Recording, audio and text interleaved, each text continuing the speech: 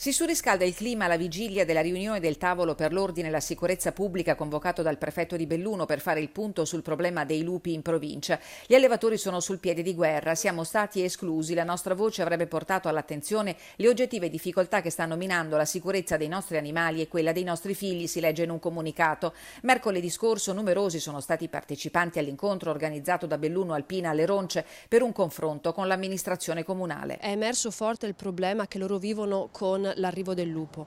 L'arrivo del lupo che dal punto di vista ambientale indica un aumento della biodiversità animale, rischia di provocare un abbandono di queste terre. Serve individuare presto strategie necessarie per consentire alle persone di vivere nelle terre alte del nostro comune, tutelando quel bestiame che consente la cura del territorio necessaria per la sicurezza e per l'attrattività turistica. Questo, ha spiegato l'assessore Ganza, non è un problema che tocca solo gli allevatori di professione, ma anche di quegli hobbisti che tengono animali come asini o capre per la semplice pulizia dei prati e dei boschi. Sul tema interviene oggi anche l'onorevole Luca De Carlo di Fratelli d'Italia. Life Wolf Alps, dice il parlamentare, è fallito.